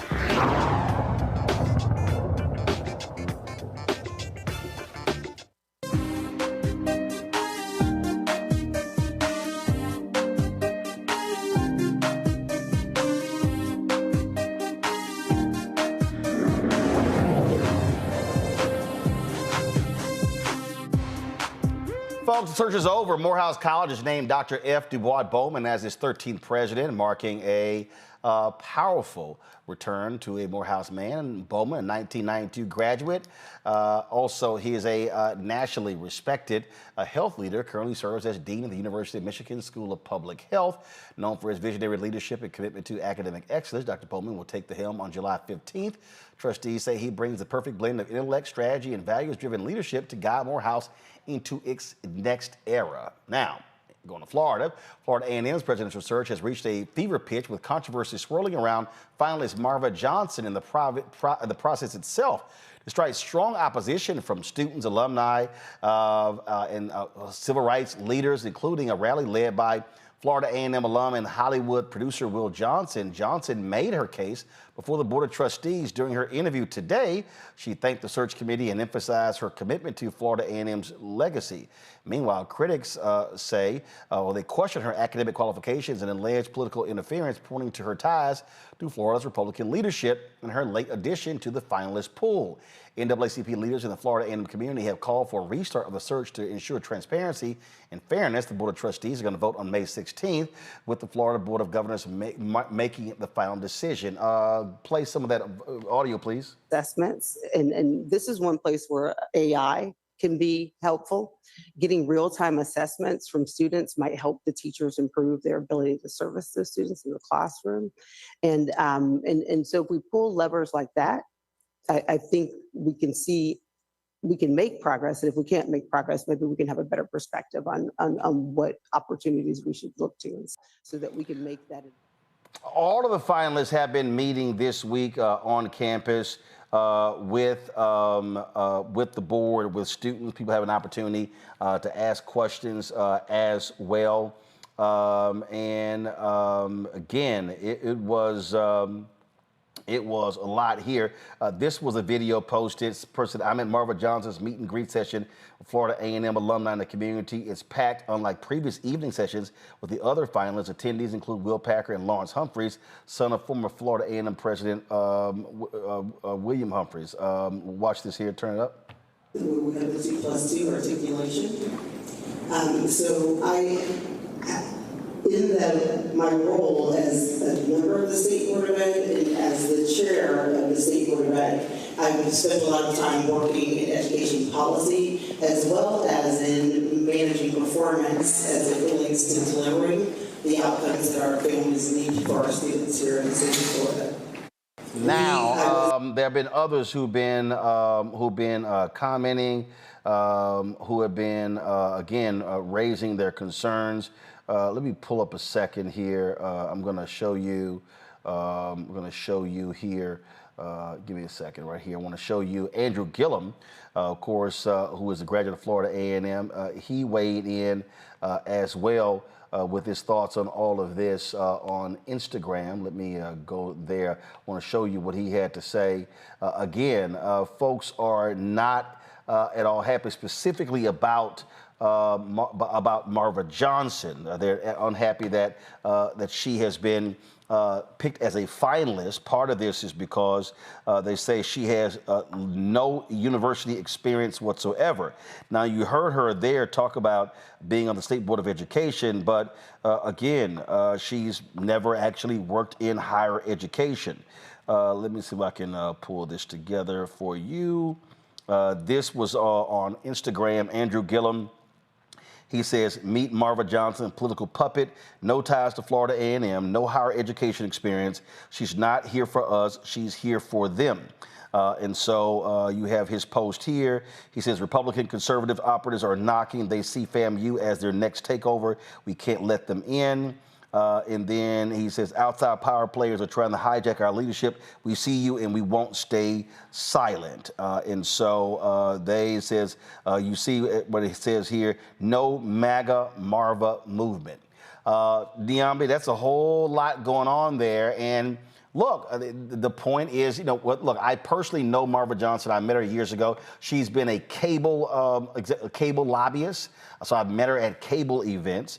But when they say that if you want the president of a university, if you've never worked at a university in any capacity whatsoever, how are you qualified to be the president of a university? I think this is a big can of worms, in part because of DeSantis, right? And his move to like root out ideological stuff, as I think he used the term, at universities, and FAMU was the latest. Look, there are a lot of routes to becoming the president. I do think it is important for a person as a university president to understand how a university works. It's not a business. It's not like other things. You not only have to know how to fundraise, and distribute money, but you also have to know how to deal with students, deal with families, deal with parents. And yes, you have deans and vice provosts and all those kind of folks to do that stuff. But a lot of your job is about restoring or installing confidence in that place. And if people don't feel that you are a person of integrity, that you are bringing that to that position, then you're going to get responses like this. I don't think that there's a way that Marva Johnson can take this job with no prior university experience, with no ties to this institution and all of the other things, and expect to have the respect of her university community. The fact that you saw this many students at that function when it is after the end of classes, right? At the very end of the semester, their summer technically should be starting now, and you see that many students there, that is a testament to how bothered and upset these students are and how concerned they are. And it is no surprise that DeSantis would go after one of the flagship Black institutions in that state. It's no means the only, but I think when you think about FAMU and think about its status in that state and just its status nationally as a premier institution, we should have known that it would be on the offing, especially since so many Florida universities have had new presidents in the last couple of years. So I think people should be rightly concerned that this person is there just to sort of do the bidding of the governor and not serve the needs of the students of Florida A&M University. This is the thing that jumps out at me. Again, look, as somebody who understands institutions, who run places, I just believe, Rebecca, that when you're talking about being the president of a university, let's just look at some numbers here, okay? Florida A&M, 10,000 student body, okay? When you look at size of the faculty and staff, I mean, we're talking about 422-acre campus. We're talking about, again, where the university ranks. We're looking at so many different things. When it comes to background, if you've never run something, it's kind of hard to make the point about, yeah, you go ahead and run this now. That's one of the points also Will Patrick has been making. I'm going to my iPad. This is the local station where he talked about his opposition to her being president. Amphitheater's namesake himself, Will Packer. We have to make sure that we support each other and that we are loud and we are ardent in our opposition to somebody that is not right for the future of this institution, especially at a time that is so crucial. The renowned FAMU alum and film producer tells us countless from the... Now, you got 535 full-time instructional faculty, 476 support service staff. Again, if I'm hiring somebody, my first question is, have you ever run an institution of this size? Have you run an institution half this size? If you haven't, how could you be considered a finalist for a job of a flagship university in the state of Florida? So here's the thing about FAMU. If you know anyone who went to FAM or is an alum of FAM, and if you're familiar or a part of the FAMU League, then you absolutely know how tight-knit that community is. If you never walked the highest of 7 hills there, then you don't need to be trying to run FAMU. So it's not just whether or not have you run an institution where it's over 10,000 enrolled students, plus just under 1,000 faculty and staff, but it's also what is your commitment to FAMU? The other thing is past this prologue. So I believe she was the chair of the Florida State Board of Education. So tell me, how did Black students in Florida public schools fare under your leadership? Did they increase? Did they improve in scholastic achievements? Or was there a decrease? What were the outcomes of Black students? If you can't answer that, if you can't prove even in your past that you've done things to the betterment of Black students in the state of Florida, then you do not deserve to run FAMU. And finally, I'm going to be a little petty and no, to those who are making comments, I'm not going to make fun of her wig, but this is what I'm going to say. She is a member of Alpha Kappa Alpha. I think it's telling that usually when someone who's trying to go into leadership and is a member of my illustrious sorority, we go up for that person. We are extremely supportive and supporting that person. I think it's very telling that I'm not hearing members of Alpha Kappa Alpha shouting out their support of her in this endeavor. She certainly is not a good fit. She is not qualified. She has not shown a commitment to the FAMU community. And it is what it is. It's a farce. So again, for me, I just look at very clear metrics and understanding. Andrew, we'll go to you. I'm looking at, this is the resume. Again, y'all, this is not my opinion. This is the resume of Marva Brown Johnson. It says right here. Okay, this is, I just want everybody to hear what I'm saying. Professional experience. Charter Communications, 2016 to president. Group Vice President, 2020 to president. Regional Vice President, State Government Affairs for the South, 2016 to 2020. Okay. Bright House Networks, acquired by Charter in 2016. So worked there from 2016 to 2016. Corporate Vice President, Government and Industry Affairs, 2010 to 2016. Corporate Vice President, Technology Policy and Industry Affairs, Interim Vice President, CLEC Operations. Then you go to Director, Carrier Services and Financial Operations, 2006, 2008. So if we're starting in 2000, and again, okay, law degree from Georgia State, MBA from Emory University, Executive Management Program, Harvard Business School, Bachelor of Science from Georgetown University. Okay. So if I'm looking at experience, I'm looking at 2016 to present.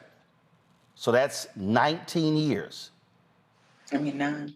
No, I'm sorry, nowhere in here do I see leading or running an institution. running, how many employees? Again, this is what I look at. I look at how many people did you manage? I look at, do any of these jobs have what we call P&L responsibility, profit and loss? The answer is no. I'm sorry. I don't, and again, I know Marva personally. I've met her. She's a golfer. I mean, I text her last week. I just don't see how this light of a resume to be a university president. These two simply don't correlate. Well, look, Roland, honestly, after seeing this, I think that I might put in my application to be the president of Howard University. Because this is the definition of a plant. When you look at the other candidates that she's up against, one is the vice president of that university. The other one works at Eastern Shore currently. They are so much higher qualified than she is, even at this moment, that it makes zero sense except for the fact that she is a MAGA plant. And for her to even be considered, you go back to thinking about the process of applying for a job. When you sit behind your computer, you put your resume in, and then you hope that you get a call back. You get all these qualifications that a person in this job needs to do this, and that, right? And then you apply for the job and you say, man, I have all these qualifications and I hope that I get a call back. And they called her back, someone that I was listening, I didn't hear anything in there that said anything about being in any way related to education, whether it be even except for a student, right? Except for getting degrees in education, nothing in there teaching a class, even sitting on a board of a university, nothing in terms of educational experience. So this is a definition of a plan. It's sad because we have somebody in the White House right now that has experience, yes, 4 years beforehand, but completely unqualified for the position, and now they're starting in Florida. It goes back to what I was saying about the South, that we gotta watch the South, right, in these trends in the South, and they're starting in Florida at FAMU, a very well-known, highly respected HBCU, and I think that if they let her in, there's gonna be the trend, because just because she's an AKA does not mean that she's qualified to run an entire institution. So I just want to show people, these are the finalists, all right? So you look right here, Rondell Allen, Provost and Vice President for Academic Affairs, University of Maryland Eastern Shore. And then if you click CV, you'll see, let's see here, you'll see Provost and Vice President for Academic Affairs, University of Maryland Eastern Shore. Acting Vice President for Strategic Initiatives, Dean of the School of Pharmacy and Health Professions, Associate Dean for Academic Quality, Associate Dean for Student Affairs, Xavier University. The Dean of Academic Quality was South University School of Pharmacy. Assistant Dean for Program Assessment, Xavier University. That's, to me, that's called relevant academic experience to be president, okay? Here's the next person. Gerald Hector, CPA, Senior Vice President for Administration and Finance at the University of Central Florida. If I click his CV, what is it going to tell me? Senior Vice President, University of Central Florida. Oversaw the issuance of structured bonds, okay? All the whole deal, late implementation, all these things in terms of being the VP for Administration and Finance. Then, as I go, Morehouse College, Executive Vice President, Chief Business Officer. Let's see here. Cornell University, Vice President for Financial Affairs, University Treasurer. There 2 years. Before that, let's see here, Vice President for Financial Affairs. They're still at Cornell. Okay, Ithaca College, Vice President for Finance and Administration. Let me go down further. Johnson C. Smith, Vice President of Business and Finance. Okay, Corporate Controller, United Negro College Fund, there for 6 years. Deloitte & Touche, Public Accountant. All right, so that is a extensive business academic record. Okay? Again, I already showed you Marva Johnson's resume. The fourth candidate, Donald Palm, Executive Vice President, Chief Operating Officer, Florida A&M University. Okay? So, if I go through here, Florida A&M, EVP, Chief Operating Officer. Before that, let's see here. Okay, academic stuff, policy, strategic, all that sort of stuff. Interim Vice President for Advancement and Executive Director, Florida A&M Foundation. Got it? All right. Let's see. Previously, Virginia State University, Executive Vice President and Provost, Vice President for Student Affairs, Vice President for Research. Let's see here. Let me go on down. Progressive Leadership. Florida A&M, Associate Provost for Undergraduate Education, Associate Vice President for Academic Affairs, Assistant Vice President for Academic Affairs. Okay, so you have 3 candidates with significant university experience. 1 candidate, 0 university experience. Also, candidates that dealt with finances, managed staffs. 1 who's been a lobbyist. I'm sorry. I understand why people at Florida A&M are going, what the hell? This don't make no sense. Absolutely. I mean, for the party that loves whining and complaining about DEI and merit-based hiring, Rebecca, I'm sorry, I don't see the merit. and I'm making an apples-to-apples comparison to resumes. They didn't even try here, so it's very insulting. You know, they didn't even find somebody. I mean, maybe they could have found a Black administrator at Liberty University or something, at least someone who has worked in higher ed. Instead, they're just like, oh, you're going to fall for the okie doke, the banana in the tailpipe. And guess what? Black people are smarter than that, especially Black folks connected to community. What we're seeing is this person's not connected to community, because if she was, they would have told her, hey, sis, this ain't for you. You need to sit this one out. Instead, I don't know who her counsel is, but apparently she has very unwise counsel. If she had integrity, she would remove herself from this process. But unfortunately, she may be someone with no integrity, which is why she's up for this position, even though she should not be. Well, all I'm doing is sitting here comparing the resumes. Listen, if Marva hit me right now and said, what do you think? I would say, Marva, you ain't qualified for this job. This ain't the first time I told somebody I know you ain't qualified for this job. I mean, I'm sorry. This is, I mean, it is what it is. All right, y'all. Before we go, I can't stand people with no guts, who are hypocritical, who are just weak. That's Speaker Mike Johnson. So he's asked today about the $400 million jet that Qatar wants to give to Donald Trump. If y'all want to see someone who will never win a Profile Encourage Award, it's Mike Johnson. Listen. If the president were to accept an airplane from the Qatari government, should Congress have approval over that kind of gift? Look, I've been a little busy on reconciliation, so I'm not following all the twists and turns of the Qatar Jet. I've certainly heard about it.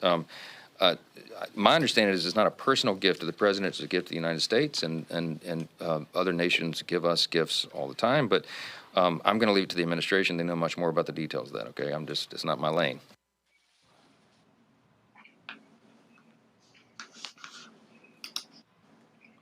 Run that back. If the president were to accept an airplane from the Qatari government, should Congress have approval over that kind of gift? Look, I've been a little busy on reconciliation, so I'm not following all the twists and turns of the Qatar Jet. I've certainly heard about it. My understanding is it's not a personal gift to the president; it's a gift to the United States, and other nations give us gifts all the time. But I'm going to leave it to the administration. They know much more about the details of that. Okay, it's not my lane. It's not my lane. It's not my lane. Really? Henry, go to my iPad. Y'all, Article 1, Section 9, Clause 8 says, no title of nobility shall be granted by the United States, and no person holding any office of profit or trust under them shall, without the consent of the Congress, except of any present, emolument, office, or title of any kind whatever from any king, prince, or foreign state. Andrew, what that means is, Speaker Mike Johnson, it is your fucking lane. Mm-hmm. The Constitution clearly states it's your lane. Go back, right here, without the consent of the Congress. Mm-hmm. And then to say, oh, we get gifts all the time, not $400 million planes. And in the announcement that it's going to go to the United States, and then after he leaves, it gets transferred to his library for his personal use. Bruh, really? Yeah, I mean, talk about the miseducation of Congress. First off, the United States educational system needs to do better. I don't know. No, the U.S. education system is fine. That dumbass don't want to answer the question. I am not the Speaker of the House, and I know about the emolument clause. Right. They didn't ask him to spell it. They asked him to weigh in on it.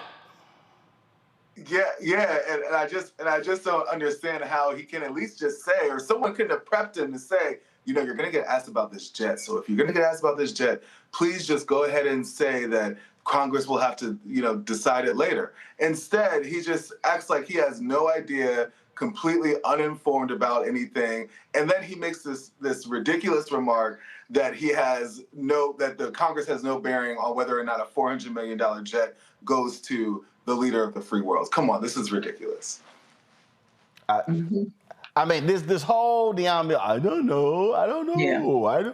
That's not my job. I don't know. I mean, why y'all asking me? I mean, I've been busy with some other stuff. I haven't heard. You didn't tell me your ass is Speaker of the House and you ain't heard about this here? Mm-hmm. I mean, listen, if you can't chew gum and walk across the street at the same time, then this is clearly not the job for you. Look, Mike Johnson is not ready for prime time. It's been clear from the beginning that he is there to essentially say whatever Donald Trump wants him to say. The fact that they're talking about accepting this plane and then trying to use our money to retrofit it, right, to make it the Air Force One, not thinking about the security concerns or anything else, but when it is decommissioned, right, when he leaves office, he's going to be able to use it for his private use and donate it to his presidential library. I mean, let's talk about what this is really about. Donald Trump wants an upgrade. He is willing to take a bribe from whomever is offering it. In this case, it happens to be Qatar. I think there are real questions about Donald Trump not just wanting to be a king, but the level of public corruption that he will engage in. And then look at us with a straight face and say, no, I'm not. And everybody around him, the sycophants and others whose job it is, again, to serve the people of the United States and not Donald Trump, just sit around and twiddle their thumbs and say, I don't know anything about this. Everybody knows something about this by now. Why don't you know about this? And I think this stuff, this sort of mealy-mouthed playing in our faces that they're all doing, it's going to come back to bite them eventually. Because one thing we do know about Donald Trump, he does not forget and he takes score. So those who choose to get a backbone and stand in the way of this gift, right, this government to government gift that somehow is going to revert to Donald Trump as a private individual once he leaves office, whenever that is, he will go after them.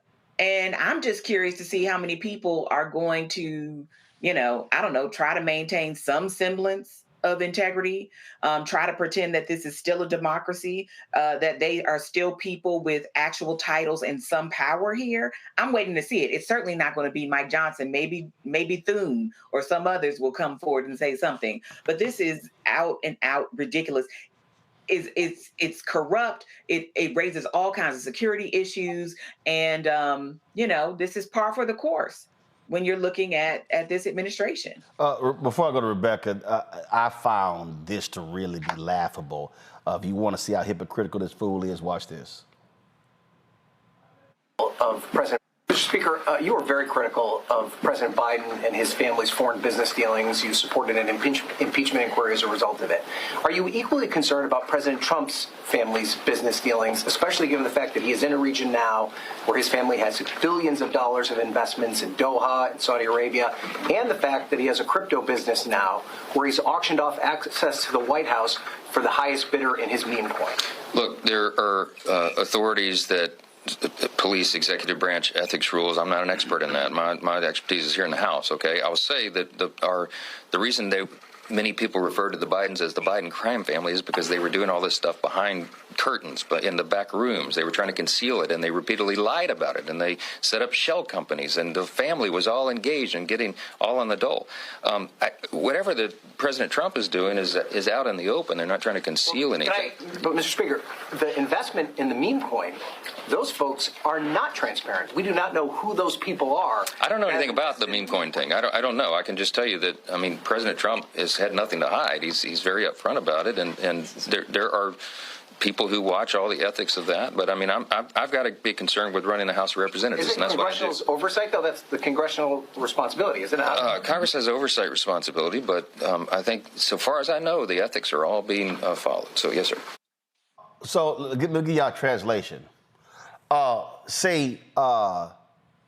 Unlike some other people who we accused of being criminals, but we couldn't find any evidence they were criminals.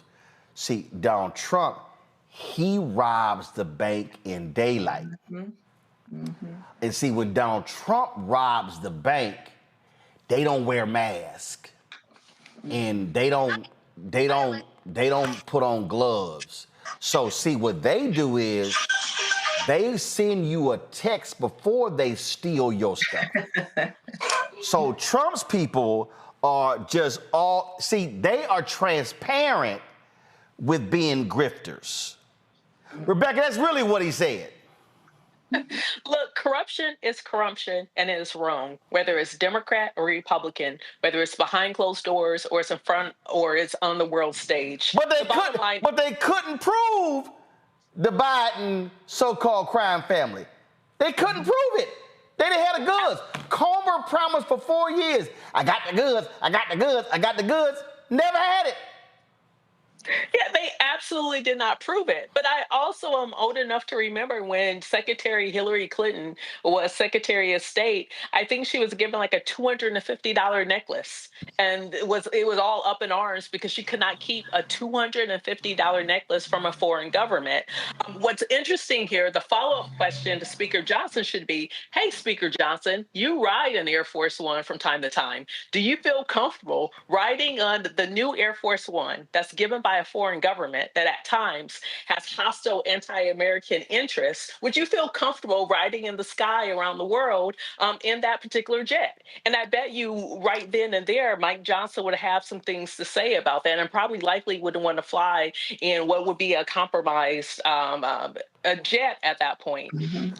This is ludicrous. It's bad for democracy.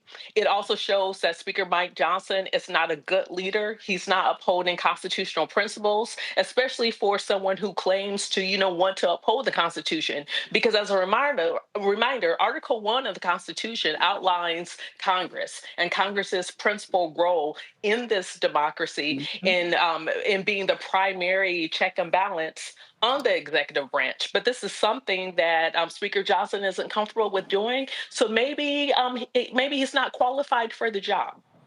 Right. And at least the Republican Senate Majority Leader had some guts. This is Politico. Senate Majority Leader John Thune became the most prominent Republican to express discomfort with the deal, telling reporters there are, quote, lots of issues associated with that offer, which I think need to be further talked about. I guess he's not too busy being the Senate Majority Leader to actually keep up with the news. I'm just saying. All right. Thanks a bunch, Rebecca. Thank you, Niambi. Thanks very much, Andrew. I appreciate y'all being on today's panel. Thank you so very much. Folks, these people are just crazy. They just absolutely So I just sit there and I'm like, y'all really, this the bullshit we got to deal with. But I mean, that's how they roll. All right, folks, that's it for us. Lots more we'll be covering, keeping up with some stuff. Let me see if we got anything new. Anything? I told y'all yesterday I showed y'all the photos of our new Robomobile being built. Be delivered next week. Look forward to that. If y'all want to support the work that we do, listen, it's a lot of stuff going on, y'all. I was dealing with an ad agency today. And these ad agencies, y'all, don't want to support black-owned media, make us jump through hoops, do all kind of stuff, and we're doing the best that we can. But the bottom line is we don't have millionaires, billionaires supporting us. Your support is critical for what we do. We are busy working on new shows, launch of the network, shooting a business pilot this week. We're looking at a health show as well, so we're trying to expand the offerings that we have. And so when you support the Black Star Network, you're supporting all of these shows, not just my show. And so we would love for you to join our Bring the Funk fan club. If you want to join via Cash App, your contributions, our goal is to get people to give on average $50. If you can give more, great. If you can give less, we appreciate that as well. Does not matter. The QR code for Stripe is right here. This is the QR code. Click the Cash App button to contribute. Also, see a check and money order to P.O. Box. First of all, make a big payable to Roland Martin Unfiltered. Send it to P.O. Box 57196, Washington, D.C. 20037-0196. PayPal, R. Martin Unfiltered. Venmo, RM Unfiltered. Zelle, Roland at RolandSMartin.com. Roland at RolandMartinUnfiltered.com. Download the Black Star Network app, Apple phone, Android phone, Apple TV, Android TV, Roku, Amazon Fire TV, Xbox One, Samsung Smart TV. Of course, be sure to get my book, White Fear, How the Browning of America is Making White Folks Lose Their Minds. Get the book stores nationwide. Also get the audio version I read on Audible. Get your Roland Martin Black Star Network swag. We got our new shirts, our merchandise, you name it, we got it. Go to rolandmartin.creator-spring.com. The QR code is there as well. Plus, download the app Fanbase. And if you want to invest, go to startengine.com/Fanbase. Folks, that's it. I'll see y'all tomorrow right here on Roland Martin Unfiltered. Holla! Black Star Network is here. Oh, no punch! I'm real revolutionary right now. Thank you for being the voice of Black America. All momentum we have now, we have to keep this going. The video looks phenomenal. See, there's a difference between Black Star Network and black-owned media and something like CNN. You can't be black-owned media and be scared. It's time to be smart. Bring your eyeballs home. You dig?